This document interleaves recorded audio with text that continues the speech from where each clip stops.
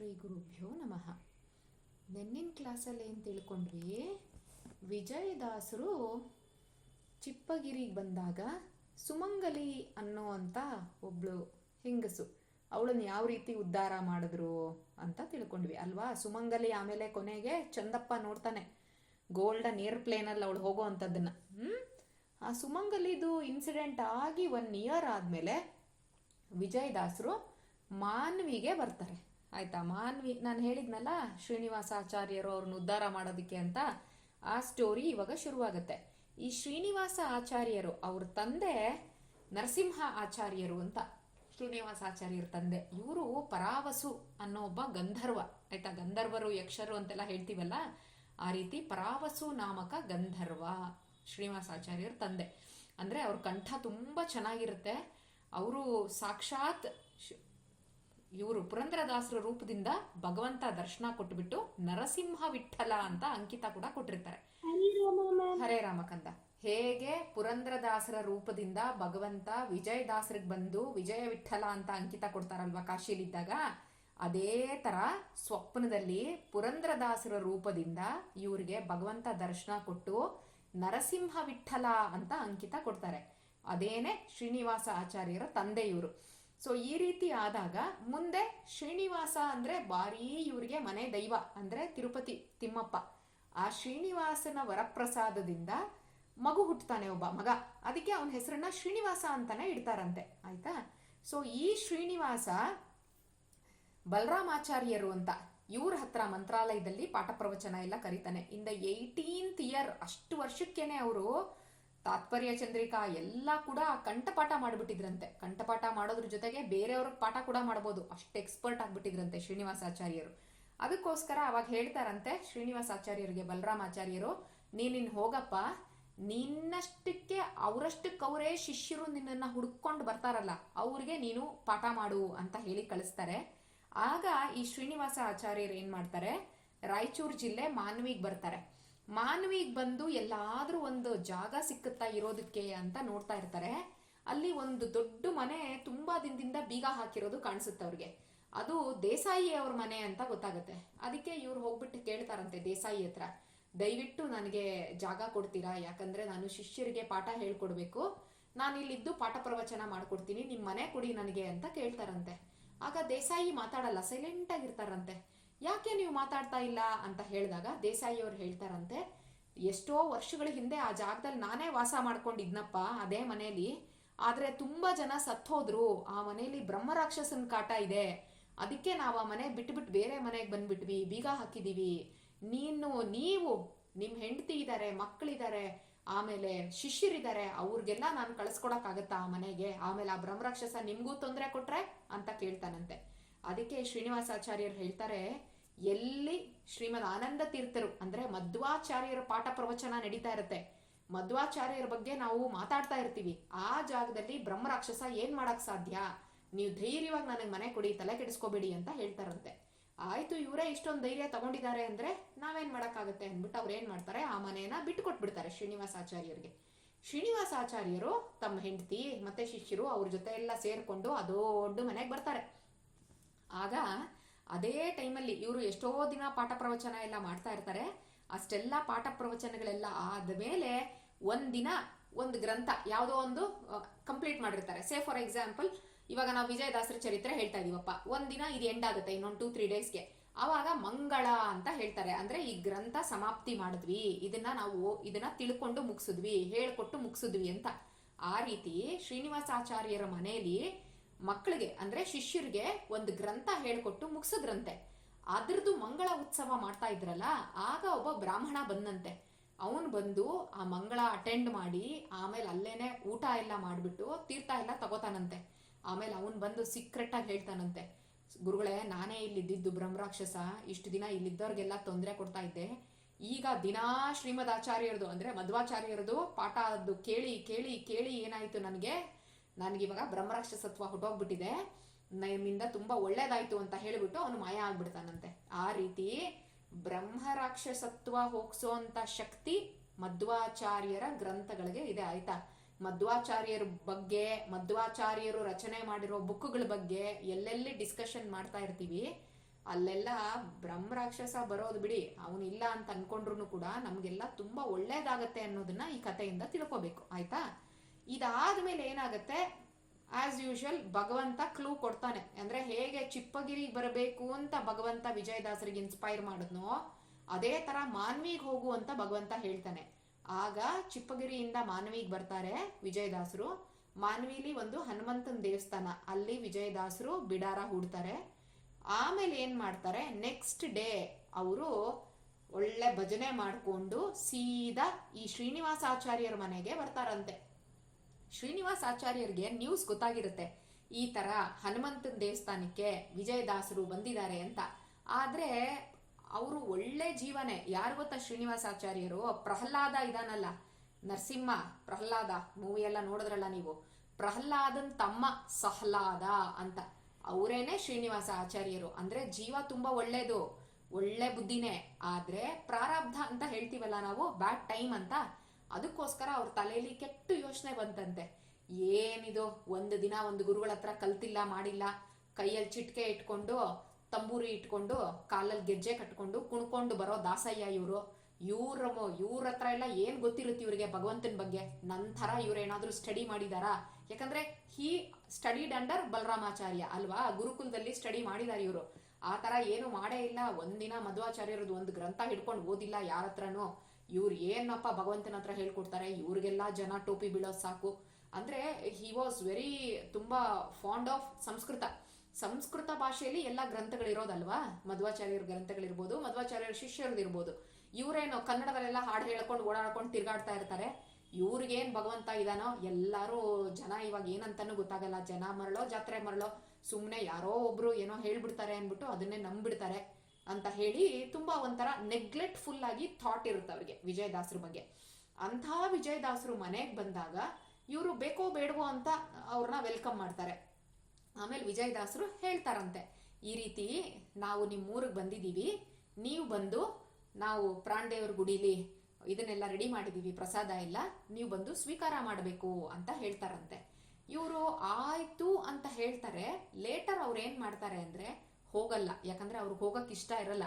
ಯಾಕಂದ್ರೆ ಕರೆಕ್ಟ್ ಆಗಿರೋ ಪ್ರೊಸೀಜರ್ ನೈವೇದ್ಯ ಮಾಡಿರ್ತಾರೋ ಮಾಡಿರಲ್ವೋ, ಅಂತ ಪ್ರಸಾದ ಎಲ್ಲ ನಾನು ಯಾಕೆ ಹೋಗಿ ತಿನ್ಲಿ ಅನ್ಬಿಟ್ಟು ಅವ್ರೇನ್ ಮಾಡ್ತಾರೆ, ಸೈಲೆಂಟ್ ಆಗ್ಬಿಡ್ತಾರೆ. ಸ್ವಲ್ಪ ಹೊತ್ತಲ್ಲಿ ಪಾಪ ವಿಜಯದಾಸರು ಎಲ್ಲ ಅಡುಗೆ ಎಲ್ಲ ರೆಡಿ ಆಗಿರುತ್ತೆ, ನೈವೇದ್ಯನೂ ಆಗಿರುತ್ತೆ. ಇನ್ನು ಅವ್ರು ಬರ್ಬೇಕಲ್ವಾ ಶ್ರೀನಿವಾಸಾಚಾರ್ಯರು, ವೆಯ್ಟ್ ಮಾಡ್ತಾ ಇರ್ತಾರೆ. ಅವ್ರಿಗೆ ಬಂದಿರ್ಲಿಲ್ಲ ಅನ್ಬಿಟ್ಟು ಏನ್ ಮಾಡ್ತಾರೆ, ಕಳಿಸ್ತಾರೆ ಶಿಷ್ಯರನ್ನ, ಮನೆ ಹತ್ರ ಹೋಗಿ ನೋಡ್ಕೊಂಬ, ಹೋಗು, ಕರೆದ್ಬಿಟ್ಟು ಬಾ ಇನ್ನೊಂದ್ಸರಿ ಅಂತ. ಆಗ ಶಿಷ್ಯರು ಹೋಗ್ತಾರಂತೆ. ಇವರು ಸುಳ್ಳು ಹೇಳಿಬಿಡ್ತಾರೆ ಶ್ರೀನಿವಾಸಾಚಾರ್ಯರು, ಇಲ್ಲಪ್ಪ ನಾನು ಟೈಮ್ ಟು ಟೈಮ್, ನಾನು ತುಂಬಾ ಕರೆಕ್ಟ್ ಟೈಮ್ಗೆ ನಾನು ಊಟ ಮಾಡಬೇಕು, ಅಕಸ್ಮಾತ್ ನಾನು ಕರೆಕ್ಟ್ ಟೈಮ್ಗೆ ಊಟ ಮಾಡಿಲ್ಲ ಅಂತಂದ್ರೆ ನನಗೆ ಹೊಟ್ಟೆ ನೋವು ಬಂದ್ಬಿಡುತ್ತೆ, ಅದಕ್ಕೋಸ್ಕರ ನಿಮ್ದೆಲ್ಲ ಎಷ್ಟು ಲೇಟ್ ಆಗುತ್ತೋ ಏನೋ ಅನ್ಬಿಟ್ಟು ನಾನೇನ್ ಮಾಡಿದೆ, ಊಟ ಮಾಡ್ಬಿಟ್ಟಿದೀನಿ ಅಂತ ಹೇಳ್ತಾರಂತೆ. ಜಗ್ಲಿ ಮೇಲೆ ಮಲ್ಕೊಂಡಾಗ ನಾಟಕ ಆಡ್ತಾರಂತೆ. ಅಂದ್ರೆ ಊಟ ಮಾಡಿ ಐ ಆಮ್ ಟೇಕಿಂಗ್ ರೆಸ್ಟ್ ಅನ್ನೋರ್ ತರ. ಶಿಷ್ಯರು ಓ ಹೌದಾ ಅನ್ಕೊಂಡು ವಾಪಸ್ ಹೊಟ್ಟೋಗ್ತಾರಂತೆ. ಆಮೇಲೆ ಬಂದು ಹಂಗೆ ಹೇಳ್ತಾರೆ ವಿಜಯದಾಸರ ಹತ್ರ, ಇಲ್ಲ ದಾಸರೇ, ಈ ರೀತಿ ಅವ್ರಿಗೆ ಟೈಮ್ ಕರೆಕ್ಟಾಗಿ ಊಟ ಆಗ್ಬೇಕಂತೆ, ಇಲ್ದಿದ್ರೆ ಹೊಟ್ಟೆ ನೋವು ಬಂದ್ಬಿಡತ್ತಂತೆ ಅವ್ರಿಗೆ, ಅದಕ್ಕೋಸ್ಕರ ಅವ್ರು ಇವತ್ತು ಊಟಕ್ಕೆ ಬಂದಿಲ್ಲ, ಅವ್ರ ಮನೇಲೆ ಊಟ ಮಾಡಿಬಿಟ್ಟು ಮಲ್ಕೊಂಡ್ಬಿಟ್ಟಿದ್ದಾರೆ ಅಂತ ಹೇಳಿದಾಗ ಪಕ್ಕದಲ್ಲೇನೆ ಗೋಪಾಲ್ ದಾಸರು ಇದ್ದಿದ್ರಂತೆ. ವಿಜಯದಾಸರು ವಿಲ್ ಕೀಪ್ ಕ್ವಯಟ್, ಭಗವಂತನ ಇಚ್ಛೆ ಇದ್ದಂಗೆ ಆಗತ್ತೆ ಬಿಡು, ಭಗವಂತ ಏನ್ ಇಟ್ಟಿದಾನೋ ಯಾರಿಗ್ ಗೊತ್ತು ಅನ್ಬಿಟ್ಟು. ಯಾಕಂದ್ರೆ ತುಂಬಾ ಟೈಮ್ ವಿಜಯದಾಸರು ಪಾಪ ವೇಟ್ ಮಾಡಿದ್ರು, ಬರ್ತಾರೆ ಈಗ ಬರ್ತಾರೆ ಆಗ ಬರ್ತಾರೆ ಅಂತ, ಬರ್ಲೇ ಇಲ್ಲ ಅವರು. ಆಮೇಲೆ ಪಾಪ ಈ ತರ ಹೇಳ್ಬಿಟ್ರಲ್ಲ, ಬೇಜಾರಾಯ್ತಂತೆ. But still he kept quiet, ಯಾಕಂದ್ರೆ ಭಗವಂತನ ಇಚ್ಛೆ ಪ್ರಕಾರನೇ ಏನೋ ಆಗಿರುತ್ತೆ, ಅವ್ನ್ ಯಾರಿಗ್ ಗೊತ್ತು ಮುಂದೆ ಏನ್ ಸಂಕಲ್ಪ ಇದೆಯೋ ಅನ್ಕೊಂಡು ಸುಮ್ನಾಗ್ತಾರೆ. ಆದ್ರೆ ಗೋಪಾಲ್ ದಾಸರು ಇದ್ರಲ್ಲ, ಅವ್ರು ಸುಮ್ನಾಗಲ್ವಂತೆ. ಓಹೋ ಹೊಟ್ಟೆ ನೋವು ಬರುತ್ತಂತ, ಹಾಗೆ ಆಗ್ಲಿ ಅನ್ಬಿಡ್ತಾರಂತೆ ಅವರು. ಯಾಕಂದ್ರೆ ಗಣೇಶ ಆಯ್ತಾ, ತುಂಬಾ ಬೇಜಾರಾಗತ್ತಂತೆ ಅವ್ರಿಗೆ, ಹತ್ತು ಬಿಡ್ತಾರಂತೆ ಅವರು. ಈ ರೀತಿ ನಮ್ ಗುರುಗಳಿಗೆ ಎಷ್ಟು ಅವಮಾನ ಮಾಡ್ಬಿಟ್ರು, ನಮ್ ಗುರುಗಳು ಇಷ್ಟೊತ್ತು ಕಾಯ್ಕೊಂಡು ಕೂತಿದ್ರು, ಅವ್ರಕ್ಕಿಂತ ವಯಸ್ಸಲ್ಲಿ ದೊಡ್ಡವರು ಅಲ್ವಾ, ಮೋರ್ ದನ್ 67-68 ಇಯರ್ಸ್ ವಿಜಯದಾಸರಿಗೆ. ಅವ್ರು ನೋಡಿದ್ರೆ he was very Young, 35 years. ವಿಜಯದಾಸರು ಮನೆ ಬಾಗ್ಲಿಗೆ ಹೋಗಿ ಇನ್ವೈಟ್ ಮಾಡಿದ್ದಾರೆ ಶ್ರೀನಿವಾಸಾಚಾರ್ಯರನ್ನ, ಆದ್ರೂ ಕೂಡ ಬಂದಿಲ್ಲ ಅನ್ಕೊಂಡು ವಿಜಯದಾಸರು ಸುಮ್ಮನಿದ್ರು ಗೋಪಾಲದಾಸರಿಗೆ ಸಿಟ್ಟು ಬಂದ್ಬಿಡತ್ತಂತೆ.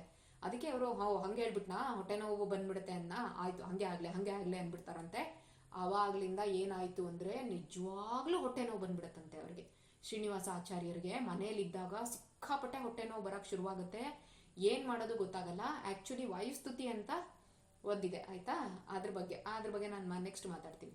ವಾಯುಸ್ತುತಿನ ಅವರು ಮತ್ತೆ ಮತ್ತೆ ಹೇಳ್ತಾ ಇರ್ತಾರಂತೆ ಹೊಟ್ಟೆ ನೋವು ಹೋಗಿಸ್ಕೊಳ್ಳೋಣ ಅಂತ, ಆದ್ರೂ ಹೊಟ್ಟೆ ನೋವು ಕಡಿಮೆ ಆಗಲ್ವಂತೆ. ಆವಾಗ ಪ್ರಾಣದೇವರು ಅಂದ್ರೆ ಹನುಮಂತ ಅವರು ಕನ್ಸಲ್ ಬಂದು ಹೇಳ್ತಾರಂತೆ, ನೀನ್ ಮಂತ್ರಾಲಯಕ್ಕೆ ಹೋಗಪ್ಪ, ರಾಯರ ದರ್ಶನ ಮಾಡಿ ಹೋಗು, ಅವ್ರೇನಾದ್ರೂ ಮಾಡ್ಬೋದು ನಿನಗೆ ಅಂತ. ಹೆಂಗ್ ಹೋಗೋದು ಪಾಪ, ಹೊಟ್ಟೆ ನೋವು ಬಂದು ಊಟ ತಿಂಡಿನೇ ಸೇರ್ತಾ ಇರಲ್ಲ ಅವ್ರಿಗೆ. ಊಟ ತಿಂಡಿನೇ ಸೇರ್ತಿಲ್ಲ ಅಂದ್ರೆ ಎನರ್ಜಿ ಇರುತ್ತಾ? ಎನರ್ಜಿನೂ ಇರಲ್ವಲ್ಲ, ತುಂಬಾ ಸಣ್ಣ ಆಗ್ಬಿಟ್ಟಿರ್ತಾರಂತೆ ಅವರು. ಹಾಗೂ ಹೀಗೂ ಕಷ್ಟ ಪಟ್ಕೊಂಡು ಅವ್ರು ಏನ್ ಮಾಡ್ತಾರೆ, ಮಂತ್ರಾಲಯಕ್ಕೆ ಹೋಗ್ತಾರೆ. ಯಾಕಂದ್ರೆ Mantralaya was very near to Manvi, almost 1.5 or 2 hours journey ಅಷ್ಟೇನೆ ಕಾರಲ್ಲಿ ಹೋದ್ರೆ. ಈಗ ಪಾಪ ಅವ್ರಿಗೆ ಅವಾಗ ಎಷ್ಟು ದಿನಗಳು ತಗೋತೋ, ಅವ್ರು ಹೋಗಿದ್ದಾರೆ ಮಂತ್ರಾಲಯಕ್ಕೆ. ಮಂತ್ರಾಲಯದಲ್ಲಿ ಹೋಗಿ ನದಿಲಿ ಸ್ನಾನ ಮಾಡೋದು, ಒಂದ್ ಸ್ವಲ್ಪ ಲೈಟ್ ಆಗಿ ಸಂಧ್ಯಾ ವಂದನ ಆ ತರ ಎಲ್ಲ ಮಾಡೋದು, ತುಂಬಾ ಡಿಟೇಲ್ ಆಗಿ ಅಲ್ದೇ ಇದ್ರು. ಯಾಕಂದ್ರೆ ಕುತ್ಕೊಳಕ್ಕೂ ಆಗ್ತಾ ಇರ್ಲಿಲ್ಲ ಅವ್ರಿಗೆ, ಅಷ್ಟು ಸುಸ್ತಾಗ್ಬಿಟ್ಟಿದ್ರು ಅವರು. ಆ ತರ ತುಂಬಾ ದಿನಗಳಾಗೋಯ್ತಂತೆ ಅವ್ರಿಗೆ. ಅಷ್ಟೆಲ್ಲಾ ದಿನಗಳ ಆದ್ರೂ ಕೂಡ ಅವ್ರು ಏನು ರಿಪೇರಿ ಆಗ್ಲಿಲ್ವಂತೆ, ಅವ್ರಿಗೆ ಹೊಟ್ಟೆ ನೋವು ಹೋಗ್ಲೇ ಇಲ್ವಂತೆ. ಡೇ ಬೈ ಡೇ ಅವ್ರು ಇನ್ನ ತುಂಬಾನೇ ಆರೋಗ್ಯ ಹಾಳಾಗ್ತಾ ಬಂತಂತೆ ಅವ್ರದ್ದು. ಒಂದು ದಿನ ರಾಯರ್ ಕಾಣಿಸ್ಕೊಂಡ್ರಂತೆ ಕನ್ಸಲ್ಲಿ. ಕಾಣಿಸ್ಕೊಂಡು ತಮ್ಮ ಅಪಮೃತ್ಯುನ ಪರಿಹಾರ ಮಾಡೋ ಅಂತ ಪ್ರಾಣದೇವ್ರು ಅವರೇ ಏನ್ ಮಾಡಿದ್ದಾರೆ, ಆಶೀರ್ವಾದ ಮಾಡಿ ನನ್ನ ಹತ್ರ ಕಳಿಸಿದಾರಲ್ವಾ, ಅದಕ್ಕೆ ನೀನೇನ್ ಮಾಡು, ಈಗ ತಿರುಪ್ತಿಲಿದ್ದಾರೆ ವಿಜಯದಾಸರು, ನೀನ್ ಅಲ್ಲಿ ಹೋಗು. ಅವ್ರು ಬ್ರಹ್ಮೋತ್ಸವಕ್ಕೆ ಬರ್ತಾರೆ, ಎವ್ರಿ ಇಯರ್ ಬ್ರಹ್ಮೋತ್ಸವಕ್ಕೆ ಬರ್ತಾ ಇದ್ರಲ್ವಾ ಅವ್ರು ತಿರುಪ್ತಿಗೆ, ಭಗವಂತನ ರಥ ಎಳಿಬೇಕಾದ್ರೆ. ಅದಕ್ಕೆ ಈ ಸರಿ ಕೂಡ ಬ್ರಹ್ಮೋತ್ಸವಕ್ಕೆ ಬರ್ತಾರೆ. ಆಗ ನೀನ್ ಅಲ್ಲಿ ಹೋಗಿ ಅವ್ರನ್ನ ಮೀಟ್ ಮಾಡು. ಆ ಟೈಮ್ಗೆ ನೀನ್ ಹೋಗಿ ಸೇರ್ಕೋ. ಯಾಕಂದ್ರೆ ನಿನ್ಕಿಂತ ವಯಸ್ಸಲ್ಲಿ ದೊಡ್ಡವ್ರು ಅವರು, ನಿನಗ ಅಪಮೃತ್ಯು ಬರುತ್ತೆ ಅಂತ ಅವ್ರಿಗೆ ಮುಂಚೆನೆ ಗೊತ್ತಾಗಿತ್ತು. ಅದಕ್ಕೆ ಅವ್ರೇನ್ ಮಾಡಿದ್ರು, ಪ್ರಾಣದೇವ್ರ ಹತ್ರ ಕೇಳ್ಕೊಂಡು, ಪಾಪ ತುಂಬಾ ಪುಟಾಣಿ ಇವನಿಗೆ ಅಪಮೃತ್ಯು ಇದೆ ಯೋಗ, ಆದ್ರೆ ಅವನಿಗೆ ಯಾವುದೇ ತೊಂದರೆಗಳನ್ನ ಕೊಡಬೇಡ ಅಂತ ಹೇಳಿ ಪ್ರಾಣದೇವ್ರಿಗೆ ಬೇಡ್ಕೊಂಡು ಪ್ರಸಾದ ರೆಡಿ ಮಾಡಿದ್ರು. ಆ ಪ್ರಸಾದ ನೀನ್ ಅಕಸ್ಮಾತ್ ತಿಂದ್ಬಿಟ್ಟಿದ್ದೆ ಅವತ್ತು ಅಲ್ಲಿ ಹೋಗಿ ಅಂದ್ರೆ ನಿನಗೆ ಕಾಯಿಲೆನೇ ಬರ್ತಿರ್ಲಿಲ್ಲ. ಬಟ್ ನೀನೇನ್ ಮಾಡ್ದೆ, ಆನ್ ದ ಅದರ್ ಹ್ಯಾಂಡ್ ಸುಳ್ಳು ಹೇಳ್ಬಿಟ್ಟೆ, ಇಲ್ಲ ನನಗೆ ಹೊಟ್ಟೆ ನೋವು ಅಂತ ಹೇಳಿ ವಿಜಯದಾಸರನ್ನ ನೀನು ತಪ್ಪಾಗಿ ತಿಳ್ಕೊಂಡ್ಬಿಟ್ಟೆ. ಅದಕ್ಕೋಸ್ಕರ ಏನಾಯ್ತು, ಈ ರೀತಿ ಆಗಿದೆ ನಿನಗೆ. ಈ ರೀತಿ ತುಂಬಾ ದೊಡ್ಡ ಭಕ್ತರು ಅವ್ರ ಹತ್ರ ನೀನು ತುಂಬಾ ಇನ್ಸಲ್ಟ್ ಮಾಡಿದ್ಯಾ, ಅವ್ರಿಗೆ ಡಿಸ್ರೆಸ್ಪೆಕ್ಟ್ ತೋರಿಸಿದ್ಯಾ. ಅದಕ್ಕೋಸ್ಕರನೇ ನಿನಗೆ ಇವತ್ತು ಹೊಟ್ಟೆ ನೋವು ಇಂಥದ್ದೆಲ್ಲ ಬಂದಿರೋ ಅಂಥದ್ದು. ಅದಕ್ಕೆ ಏನ್ ಮಾಡು, ವಿಜಯದಾಸ್ ಹತ್ರ ಹೋಗು, ಅವ್ರು ನಿಜವಾಗ್ಲೂ ನಿನ್ನನ್ನ ಉದ್ಧಾರ ಮಾಡ್ತಾರೆ ಅಂತ ಹೇಳ್ತಾರಂತೆ ರಾಯರು.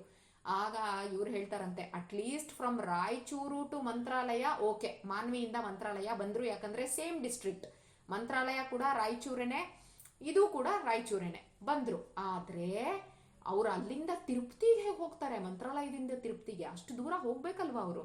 ನಾನು ಹೋಗಲ್ಲಪ್ಪ, ದಾರಿ ಮಧ್ಯದಲ್ಲೇ ಸತ್ ಹೋಗ್ಬಿಡ್ತೀನಿ ನಾನು ಅಂತಾರಂತೆ ಶ್ರೀನಿವಾಸಾಚಾರ್ಯರು. ಯಾಕಂದ್ರೆ ಅಷ್ಟು ಸುಸ್ತಾಗ್ಬಿಟ್ಟಿರುತ್ತೆ ಅವ್ರಿಗೆ. ಆಗ ರಾಯರ್ ಹೇಳ್ತಾರಂತೆ, ವಿಜಯದಾಸರು ಒಳ್ಳೇದ್ ಮಾಡ್ತಾರೆ ಅಂತ ನಾನು ಹೇಳಿದೀನಿ, ಅದ್ ಹೆಂಗ್ ಹೋಗ್ಬಿಡ್ತೀಯ ನೀನು? ಇಲ್ಲಪ್ಪ, ಏನು ಆಗಲ್ಲ, ಹೆದರ್ಕೋಬೇಡ, ಎಲ್ಲ ಸರಿ ಹೋಗುತ್ತೆ, ಹೋಗು, ಅವ್ರು ನಿನಗೆ ಆಶೀರ್ವಾದ ಮಾಡ್ತಾರೆ ಅಂತ ಹೇಳ್ತಾರಂತೆ.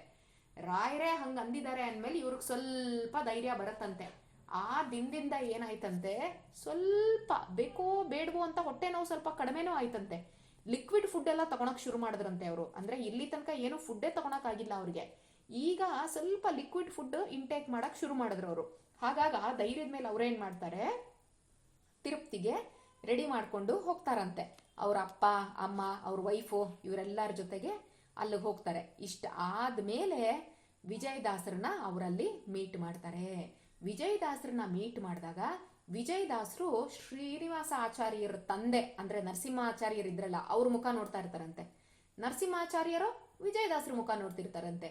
ಇಬ್ರು ಒಬ್ರು ಮುಖ ಒಬ್ರು ನೋಡ್ಕೊಂಡು ಅಳ್ತಾ ಇರ್ತಾರಂತೆ, ಆನಂದ ಬಾಷ್ಪ, ಟಿಯರ್ಸ್ ಆಫ್ ಜಾಯ್ ಆಯ್ತಾ. ಅವಾಗ ಏನಕ್ಕೆ ಅಂದ್ರೆ ಇವರಿಬ್ರಿಗೂ ಕೂಡ ಭಗವಂತ ಪುರಂದರದಾಸರ ರೂಪದಲ್ಲೇನೆ ಬಂದ್ಬಿಟ್ಟು ಏನ್ ಮಾಡ್ದ, ಅಂಕಿತ ಕೊಟ್ಟ. ವಿಜಯದಾಸರಿಗೆ ವಿಜಯ ವಿಠಲ ಅಂತ, ಇವರಿಗೆ ನರಸಿಂಹ ವಿಠಲ ಅಂತ. ಅದಕ್ಕೆ ಅವರಿಬ್ರು ಆ ತರ ಎಕ್ಸ್ಚೇಂಜ್ ಆಫ್ ಥಾಟ್ಸ್ ಮಾಡ್ಕೊಂಡಿದ್ದು ಖುಷಿಲಿ ಆಯ್ತಾ. ಅಷ್ಟು ಮಾಡ್ಕೊಂಡ್ಮೇಲೆ ಶ್ರೀನಿವಾಸಾಚಾರ್ಯರ ಕಡೆ ನೋಡ್ತಾರಂತೆ ವಿಜಯದಾಸರು. ಅಪ್ಪ ಯಾಕಪ್ಪ ತುಂಬಾ ಸುಸ್ತಾಗ್ಬಿಟ್ಟಿದ್ಯಲ್ಲ ನೀನು, ಯಾವಾಗ್ಲಿಂದ ಹಿಂಗೆ ನಿನಗೆ ಹುಷಾರಿಲ್ದಂಗ ಆಗೋಯ್ತು, ಯಾಕೆ ಹಿಂಗಾಯ್ತು ಅಂತ ಕೇಳ್ತಾರಂತೆ.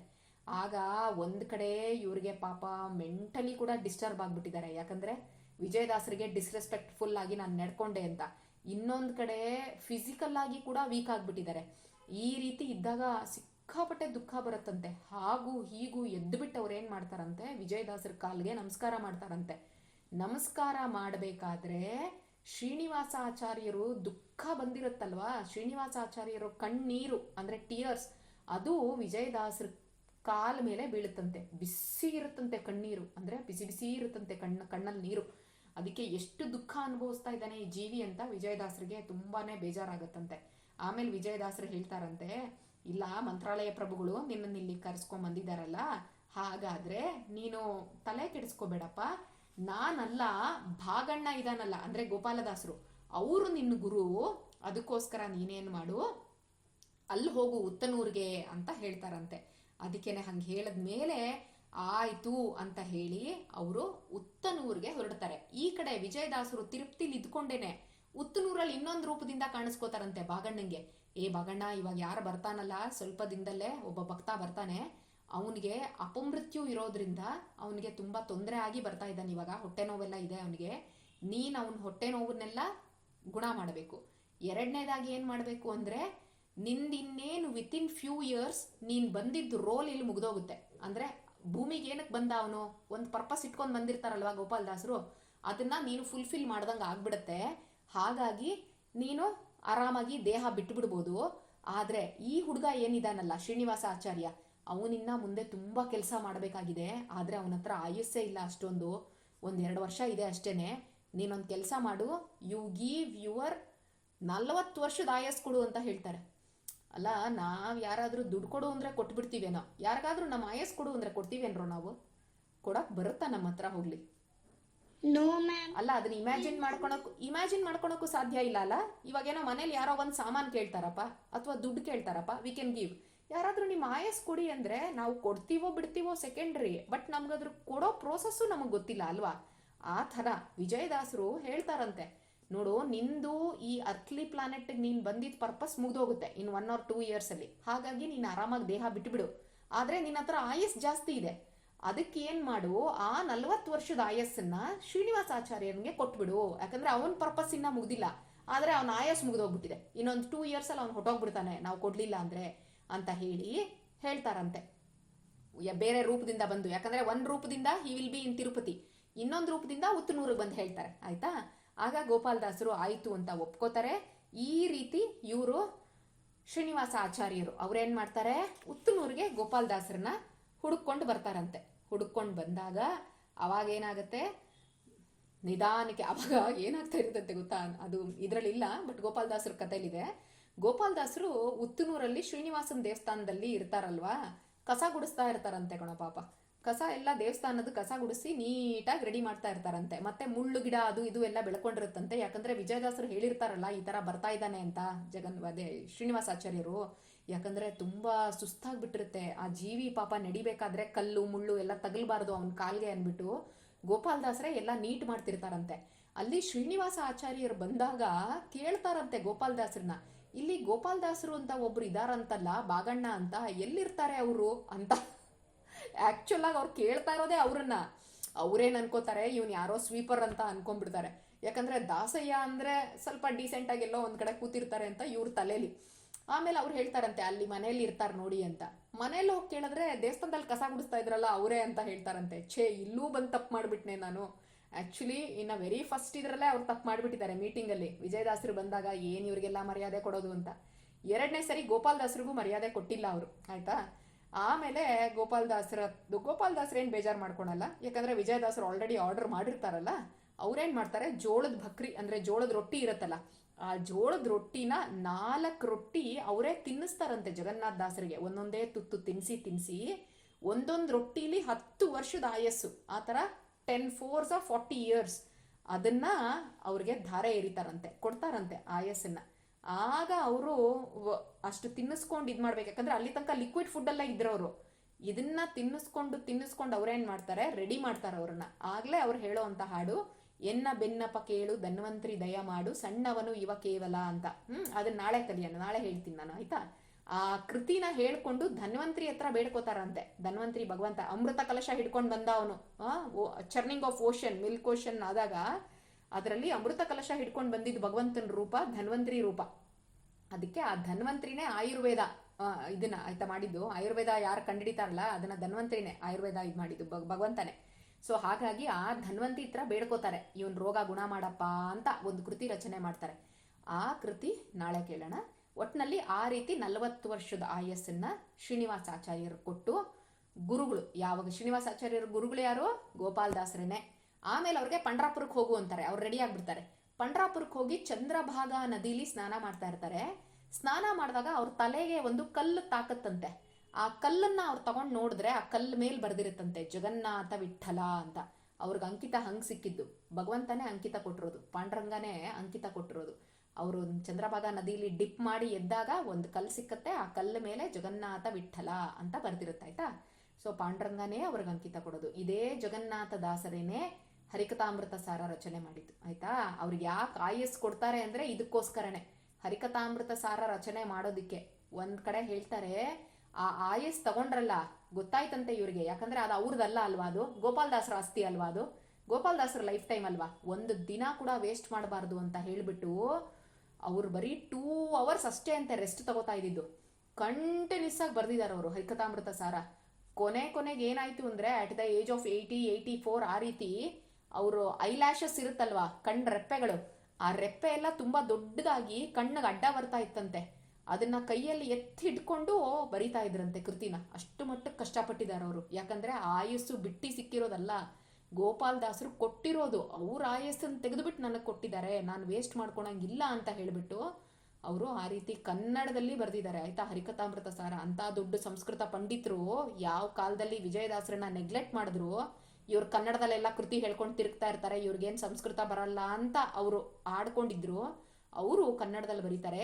ಈ ಕನ್ನಡ ಕೃತಿಗೆ ಹರಿಕಥಾಮೃತ ಸಾರಕ್ಕೆ ಸಂಸ್ಕೃತದಲ್ಲಿ ಕೂಡ ಕಮೆಂಟ್ರಿ ಬರೆದಿದ್ದಾರೆ, ಆಯ್ತಾ. That is the greatness and richness of Harikathamrita ಸಾರ. ಆ ರೀತಿ ಸಂಸ್ಕೃತದಲ್ಲಿ ಕಮೆಂಟ್ರಿ ಬರೆದಿರೋ ಅಂತ ಕನ್ನಡ ಕೃತಿ ಇದು. ಅಷ್ಟು ಚೆನ್ನಾಗಿದೆ ಇದು ಹರಿಕಥಾಮೃತ ಸಾರ. ಅದಕ್ಕೇನೆ ಅವ್ರಿಗೆ ಆಯುಸ್ ಕೊಡೋದು ಗೋಪಾಲದಾಸರು, ವಿಜಯದಾಸರು. ಅದಕ್ಕೆ ಡಿಸೈಡ್ ಮಾಡೋದು, ಗೋಪಾಲದಾಸರ ಹತ್ರ ಕಳಿಸೋದು. ನೆಕ್ಸ್ಟ್ ಮಾತಾಡಲ್ವಂತೆ ನೋಡು ಗೋಪಾಲದಾಸರು, ನಾನು ಯಾಕೆ ಕೊಡ್ಲಿ ಗುರುಗಳೇ, ಆಯಸ್ಸೆಲ್ಲ ನಾನು ಕೊಡಕ್ ಬರಲ್ಲ, ಏನೂ ಹೇಳಲಿಲ್ಲ. Such was the devotion for his guru, ಆಯ್ತಾ. ಗುರು ಮೇಲೆ ಎಷ್ಟು ಭಕ್ತಿ ಇತ್ತು ನೋಡಿ ಗೋಪಾಲದಾಸರಿಗೆ. ಅದಕ್ಕೆ ಭಕ್ತಿಯಲ್ಲಿ ಬಾಗಣ್ಣ ಅನ್ನೋದು ಅದಕ್ಕೇನೆ. ಆ ಡಿವೋಷನ್ನು, ಆ ಭಕ್ತಿ ಅನ್ನೋದು ಗೋಪಾಲದಾಸರಲ್ಲಿ ಹೈಯೆಸ್ಟ್ ಲೆವೆಲಲ್ಲಿ ಇತ್ತು ವಿಜಯದಾಸರ ಬಗ್ಗೆ. ಅದಕ್ಕೆ ಭಕ್ತಿಯಲ್ಲಿ ಬಾಗಣ್ಣ ಅಂತ ಕರೀತಾರೆ ಅವ್ರನ್ನ, ಆಯ್ತಾ. ಇದು ಇವತ್ತು ನಾವು ಶ್ರೀನಿವಾಸ ಆಚಾರ್ಯರು ಟರ್ನಿಂಗ್ ಇಂಟು ಜಗನ್ನಾಥ ದಾಸರು, ಆ ಟ್ರಾನ್ಸ್ಫಾರ್ಮೇಶನ್ ಏನಾಯ್ತು, ಯಾವ ಇನ್ಸಿಡೆಂಟು, ಅದ್ರ ಬಗ್ಗೆ ಇವತ್ತು ತಿಳ್ಕೊಂಡ್ವಿ. ನಾಳೆ ಬೇಕಾದ್ರೆ ಎನ್ನ ಭಿನ್ನಪ್ಪ ಕೇಳೋಣ, ಚೆನ್ನಾಗಿದೆ ಅದು ಹಾಡು, ಆಯ್ತಾ. ಅದರಲ್ಲಿ ಎಷ್ಟು ಕ್ಲೀನಾಗಿ ರಿಕ್ವೆಸ್ಟ್ ಮಾಡ್ತಾರೆ ಅವರು, ಮಾಡಿಬಿಟ್ಟು ಜಗನ್ನಾಥ ದಾಸರಿಗೆ ಆಯಸ್ ಕೊಡ್ತಾರೆ ಅಂತ. ಶ್ರೀಕೃಷ್ಣ ಅರ್ಪಣ ಮಸ್ತು. ಶ್ರೀಕೃಷ್ಣ ಅರ್ಪಣ ಮಸ್ತು.